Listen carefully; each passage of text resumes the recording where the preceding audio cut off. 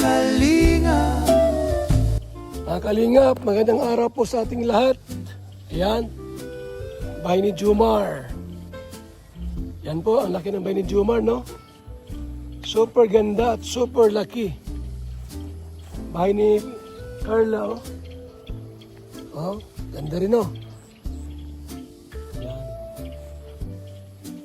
Yung bahay po ni Jomar, malapit na po matapos. Yan na po yung bahay ni Jomar. Mga Kalingap, malapit na matapos. Super ganda at super laki. Ha? Ngayon po mga kaibigan, pupunta kami bukas kasi ngayon po ay Lunes, bukas Martes. Pupunta kami kay kay Napia bukas po. Ha? At ipagawa po namin yung likod. Yung likod po nila, kwarto yon. Ang plano ko po, kasi yun ay bintana, no? Gawin mo ng pintuan. Para doon pwede si Piyang ilabas-labas. Doon pwedeng paliguan. Kasi yung kwarto po ay sarado. Ngayon, yung kanyang higaan po, hindi kasya sa pinto. So, ang gawin po natin, para pwede siyang ilabas, magpainit. Kasi matagal po yun, matagal yung kagalingan doon.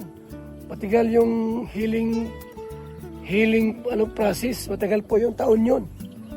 Magalampas pang 1 taon po yan. Kasi yung buto po, ang naputol, nag-crack. So, matagal na yun, pagpapagamot. Kaya ang gawin po natin para makalabas siya, ang gawin po natin po mga kaibigan ay yung bintana gawing pintuan. So bukas po kasama ko ang karpintero. Bukas. Yung karpintero po, isama ko bukas doon yung karpintero. Para gawin. Gawin po namin yung bahay po ni Pia, Tapos yung kotse niya pong nabangga, di ko alam kung anong gawin doon. Kung itabi ko yung kotse. Kasi nasa nasa kalsada. Hindi kinukuha ng Toyota eh. Ang sabi ng Toyota po, kumbaga sa bayad na po yon ng finance. So, kasi yung insurance po, paso na. Yung insurance. Kaya walang yung pakialaman Toyota eh. Parang ganun po. Dahil yung insurance po ng kotse ni Tatay Ruben, nagpaso yung expired. So yan po ang bahay po ni Carla. Super laki at super ganda. So update po natin, no? Ito po sa bahay po ni Jomar at bahay po ni Carla, mga kaibigan. Shout out sa ating lahat. Shout out po. Thank you sa pag-tune in. At sa inyo po manonood sa ating pong video. So ang gagawin po namin ngayon, monthly, twice or once, yung ating pong bigas ayuda at feeding program sa mga barangay po. Ang gawin po namin po ay para sa mga senior, magulang at para sa mga bata. Yung ating pong bigas ayuda at feeding program po mga kaibigan. Ito po ang gawin po natin. Ang gusto ko rin na mangyari, mayroong mini concert, awitan, kantahan, para lalong masaya po ang bawat nadalo ng mga senior citizen at mga magulang. So medyo nag-ambon-ambon na Yung panahon po medyo hindi maganda. Mga Kalingap.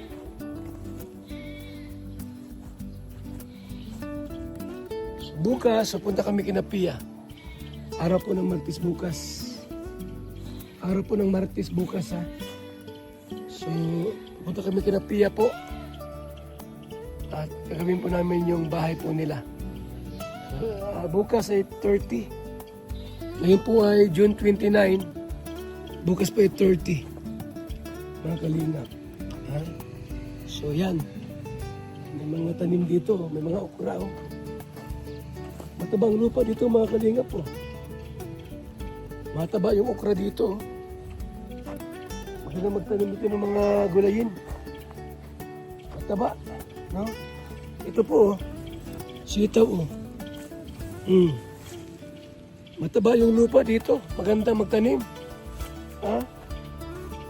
Maganda magtanim dito mga kalingap. Mga kaibigan. So yan po ating update dito. Sa ating po mga ginagawang programa sa kalingap. At salamat po mga kaibigan. One kalingap, one family. One kalingap, one family. Salamat, mabuhay, and God bless sa ating lahat. So may video akong ipapanood sa inyo. Ha? Ng mga feeding program po natin ginagawa. Kami bagong hakot na buhangin. Oh. Bago. Oh. Yan po. Ang deliver. Oh. Buhangin. Ang deliver po mga kalingap. Buhangin. So, sige po, maraming salamat sa inyong pag-tune in po sa ating pong video ngayon. Mabuhay, God bless sa ating lahat.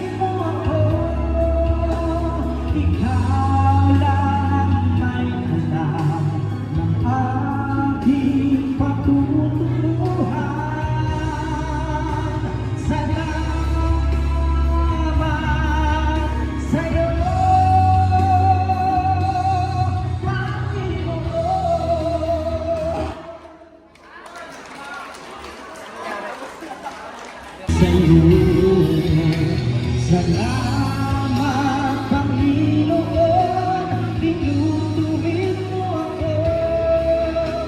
Ikaw lang ang may alam ng aking patutunguhan.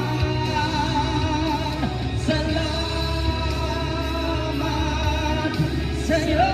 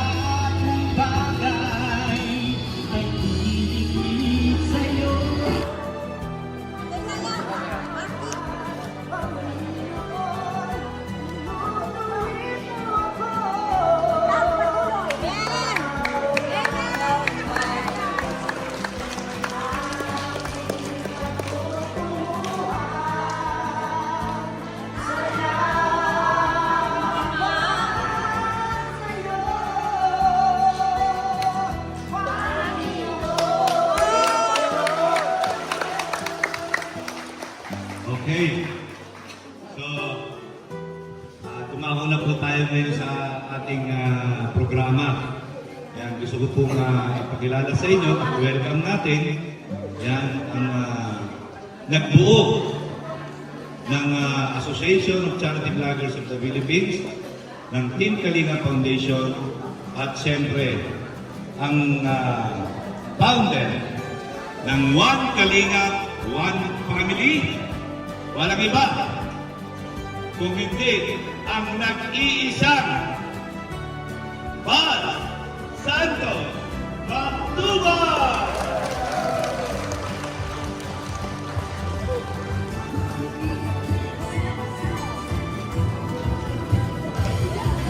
Salamat, Kuya Mel. So, maging sa pamunuan po, barangay,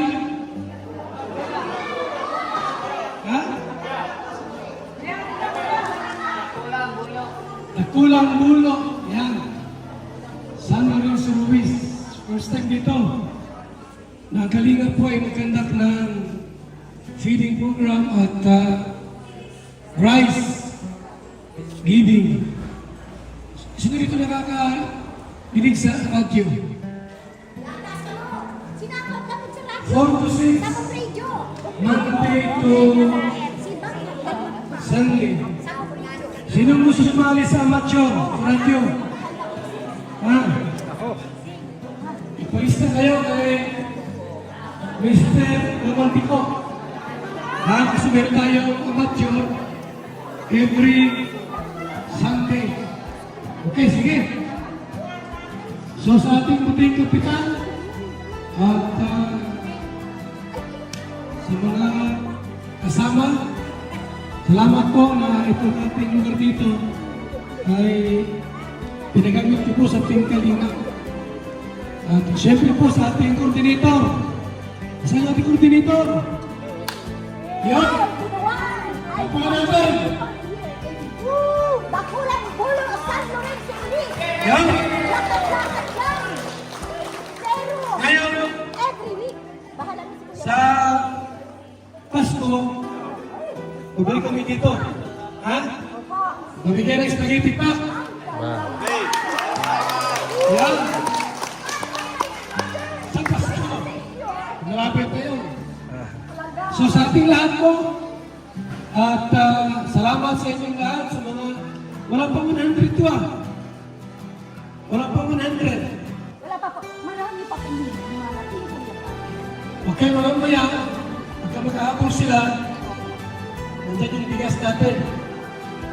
Ilan yung bigas? 3,000? Yung bigas yan? 120 man lang, ha? So, yung iba po nakakain, may pagkain doon, no? At yan para sa lahat. So, yun lang po. Maraming salamat po sa lahat. Okay, maraming salamat po, Kuya Bal Santos Matubang. Yan, One Kalinga, One Family. So ngayon po, mag-umpisa na po tayo ng rice distribution para siyempre makapagpahinga din kayo dahil mahilig. Ano po? So, huwag na lang po kayo tatayo. May mga number naman po na pinamigay na. So, pagka binigay po yung bigas, Ate, kukunin may dumating pa, dami. Yan, bababa. Sige na. Yan, ano na lang.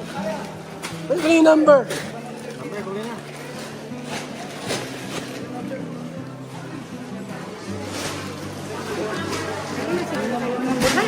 Ay, wala na tayo.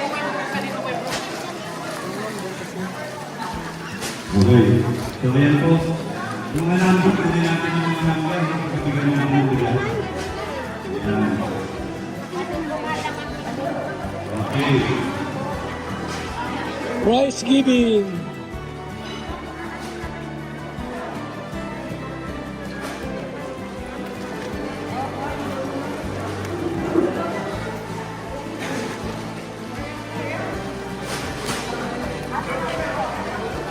Hirap ako mabuntis, pero dahil sa BSM, Kalingap Kape, ngayon nabubuntis na ako. Kami mga OFW, laging pagod sa trabaho. Pero dahil sa BSM Kalingap Kape, meron kaming energy. Ayun mga kalingap, mag-BSM kape na kayo. Alam niyo mga kalingap, bilang isang OFW dito sa Hong Kong, bilang driver, lagi akong umiinom ng kape bago pumasok ng trabaho. Parating gising at laging alerto, lalo-lalo na pag ikaw ay nagdadrive. Kaya mag-BSM kape na kayo mga kalingap. Dahil sa BSM kape mga kalingap, ang inyong diwa ay laging buhay. BSM Kalingap Kape, ang kape na may puso. BSM Kalingap Kape ang paboritong kape namin mga OFW dito sa Macau. BSM Kape ang kapeng may puso. Bilang isang karpintero, araw-araw napapagod, BSM Kalingap Kape ang panghagod. Sarap. BSM Kalingap Kape, ang kapeng may puso. Dito na kayo mga kaibigan, mga kalingap. At sigurado, gaganda at sasarap ang tulog at ang gising ninyo. BSM Kalingap Kape, napakasarap. Papagaling sa mga taong may sakit. Ito ang palatuntunang tunay na lingkod bayan. Ang programang tututok sa kapakanan ng mga mamamayang kapos sa kapalaran. Si Kuya Val Santos Matubang, ang inyong katuwang. Si Kuya Val, kasangga sa kahirapan, kaagapay sa kalusugan, kakampi ng mga inaapi, sa mga taong nawawala na ng pag-asa sa buhay, sa mga batang biktima ng kahirapan, sa mga matatandang napapabayaan. Si Kuya Val, ang inyong sandigan. Val Santos Matubang, sa palatuntunang lingap sa mahihirap.